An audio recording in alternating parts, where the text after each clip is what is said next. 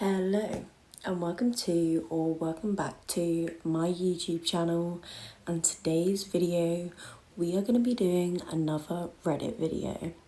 So get prepared for the vents of Reddit, the people who are just needing to get something off their chest, and we are going to be reading some of those today. But if you like my videos, then make sure you give them a like, comment and subscribe. And also you can turn on the notification bell for every time that I post. But let's get into the video. Obviously, I will be reading people's vents from Reddit, and I'm just gonna get into the first one. My boyfriend, 21 male, had over 50 girls in his DMs, and I, 19F, got incredibly upset and I can't seem to get over it. I feel like I'm going crazy here and that I'm beating a dead horse, but I'm just so hurt and conflicted. So this past week, my boyfriend has been obsessed with becoming Snapchat famous, and originally I trusted him. We have been together for 5.5 years. We really have built a life together.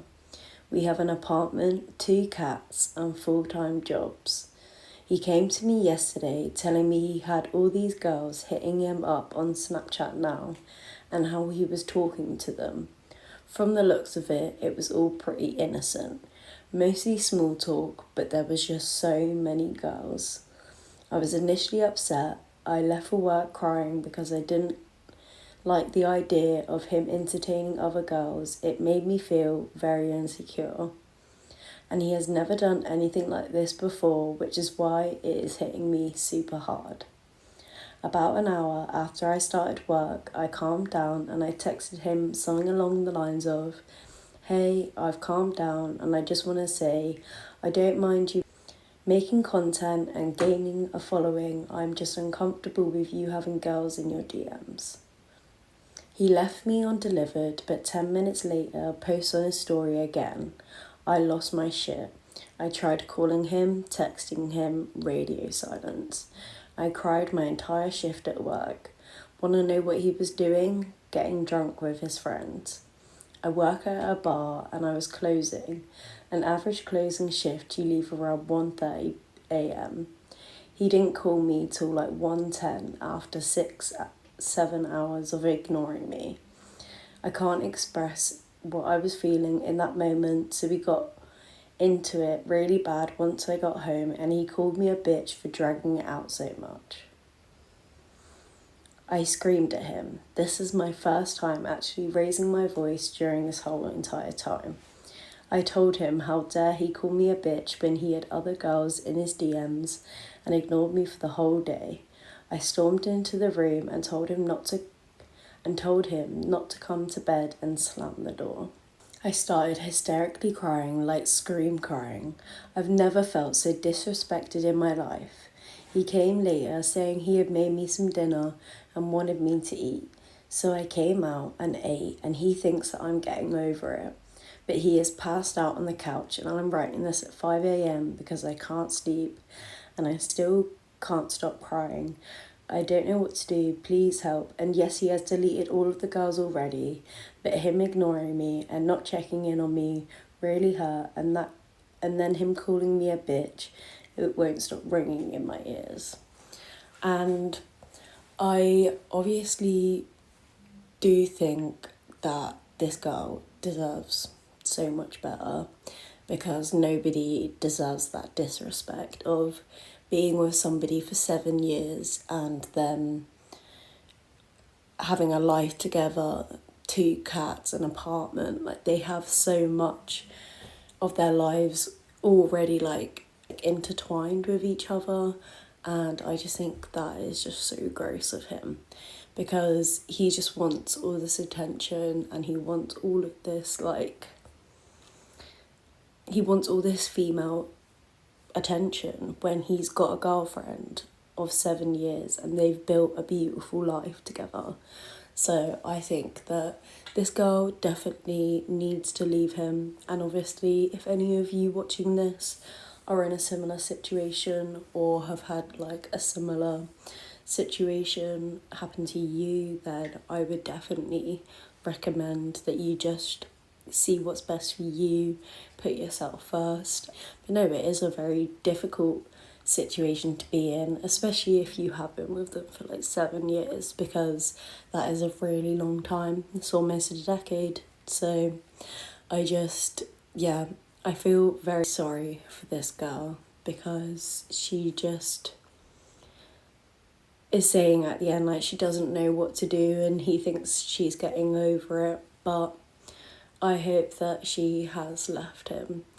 And although he has deleted them, it doesn't make the action any better. He made that decision when he was entertaining other girls, and I think that's all we can take away from this. But I think that she has gone through something very difficult here, and I only feel sorry for her because I've obviously been in some very similar situations, so I can only imagine how she's feeling right now, and I really feel for her, and I hope that she finds happiness and peace and leaves him.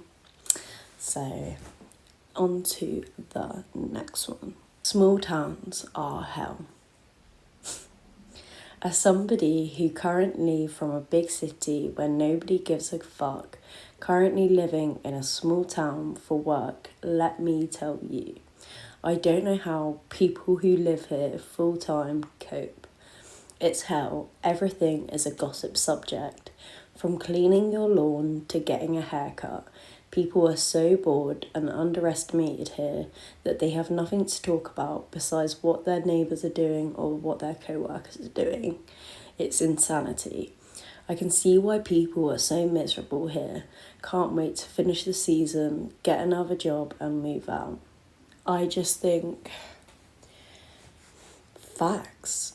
Like small town, like coming from a small town, it really does restrict it restricts so much of your life. It restricts the experiences that you have, the different cultures, and obviously there are a lot of bored people that live in these small towns that just want to gossip and focus on stuff that isn't really their business, like who put the bins on the wrong side of the street or something. I don't know. It's just always something silly like that in small towns, and I mean they are amazing at the same time because there's not as many people and there is definitely like more of a little bit more sense of community. I mean, maybe if I lived in a different city, then I would probably have a different opinion. Because I would say that Exeter doesn't really have a community. Like, it's just people that don't really like each other and want to be near each other, or yeah, it's just bad vibes here. So yeah, love that. But anyway, on to the next one. Family told me not everyone is meant to find someone. Over the weekend, my sister had her wedding, and I made a joke about being next in line to get married, now that both of my older sisters are married. A family member decided to say in response, well, not everyone is meant to find someone. Some people just aren't meant to get married. And it really, really devastated me. I've had family members tell me in the past that they can't see me in a relationship, or it's okay to be single. It makes me feel like there's something wrong with me because I have never once said that I don't want a relationship, I'm not interested in dating, etc. I want to find someone, but for some reason they all think I won't. I'm the first person in my family to move out of state, and I'm also known to be the one in our family to solo travel a bit. So everyone claims that it's just because I'm so independent, but I don't see why I'm not worthy of a relationship just because I like to travel. I want to see the world, but I also want to fall in love with someone, and I don't get why they seem to think that I can only have one or the other. It makes me feel sad that they think that.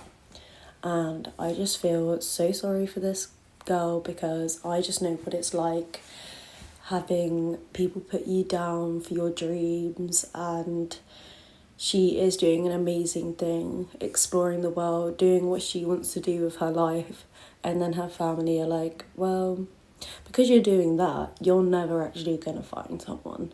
And I think that's really nasty, especially as both her older sisters are married. So it's just like not really a nice thing to say. And I do feel sorry for her, but I hope that she finds her husband and go travelling the world together, and they can say to that family member, so slay. But I hate how people are so nasty. Can you not just do something better? The next one is something that made me laugh, and I just kind of had to include it because I was like, okay, this one is funny. I mean, it's not funny, but it's also just like relate. I love dogs. I freaking love dogs way more than people. I cry just thinking about all the dogs without loving homes. I saw today a dog with no front legs, and my heart shattered thinking about how he's never been able to run at a full speed. Dogs are the best. Dogs are the best, and I try to make sure my dog's life is the best life ever. People constantly give me crap for how I treat my dog like another one of my children. I literally lay in bed at night thinking about if my dog will go to heaven with me, and what if the rapture happens and I disappear but my dog doesn't, and he's left alone, confused and thinking he was abandoned. Crying face, crying face, crying face. I don't like any I don't like anyone who hates dogs. I feel like you're generally a horrible person if you don't love dogs. You can say you're not, but I will always think that you are. And what an amazing event, because I just relate to it on so many levels. I love dogs. I mean, I don't think I am at a stage where I lie in bed every single night thinking about my dog dying, because I would like to try and avoid that for as much as possible. I don't really know. But I also am not a mum yet, so I don't know the feelings and thoughts that come with being a mum. And I've heard from a lot of mothers that obviously they sit up all night worrying about their kids, and I just don't think I'm there yet. But maybe one day, if I am a mum, maybe I'll get it. But currently don't really understand like sitting up all night worrying about if my dog's gonna die or if he'll be in heaven with me, because I feel like that's just gonna make me feel upset, and I should appreciate my dog being around. But I also do love dogs, so I relate to this woman. But anyway, on to the next one. I just need to vent. The most bizarre thing happened this morning, and I just need to vent. It's my day off after a long week of work.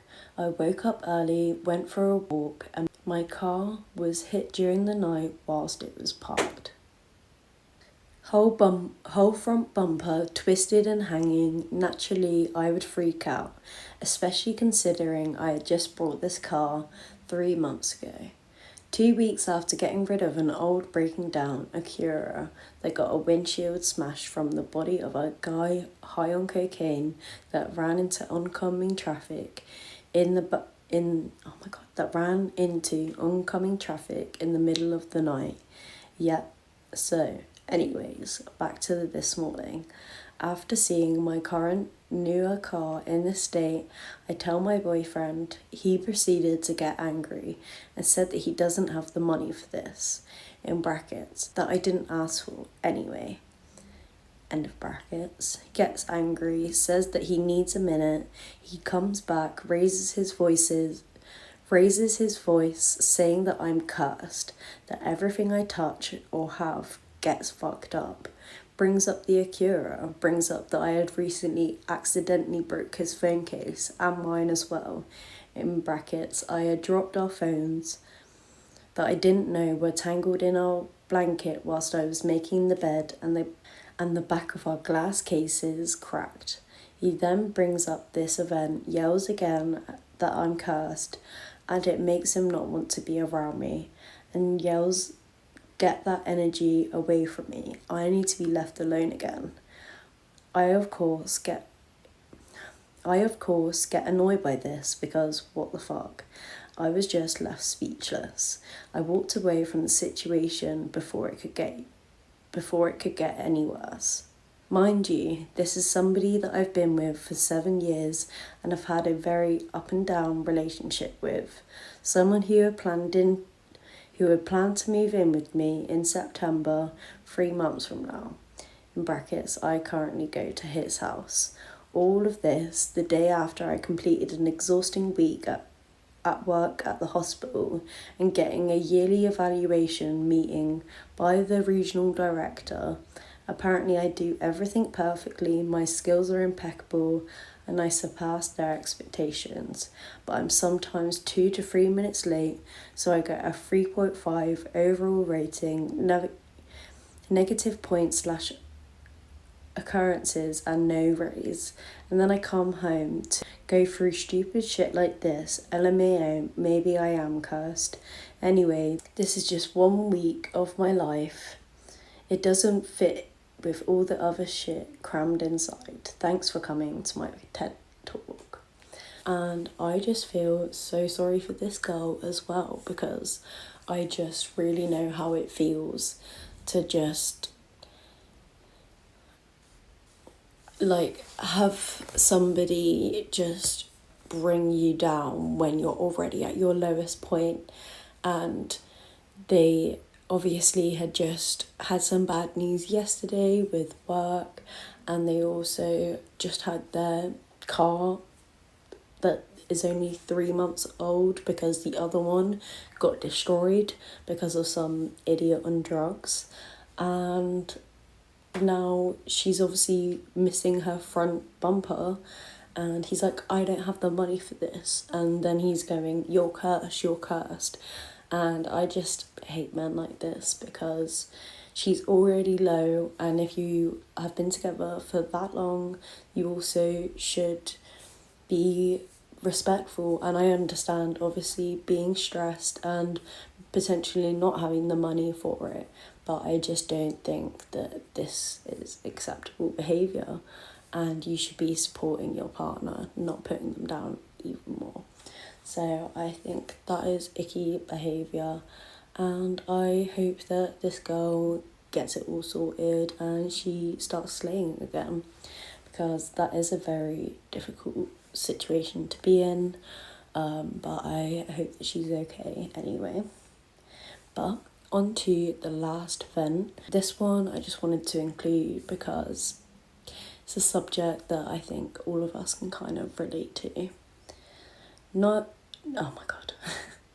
None of my friends except from one wants to hang out with me on my birthday.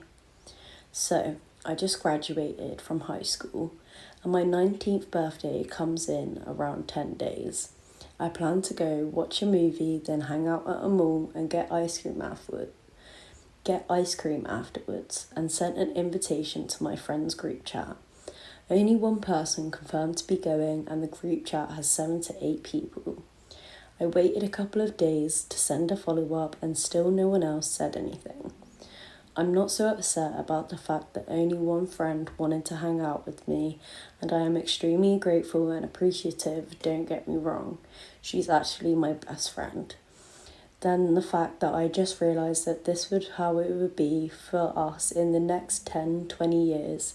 We used to hang out. We couldn't wait to vent to each other about the latest everything, and now we kind of treated each other like they never existed.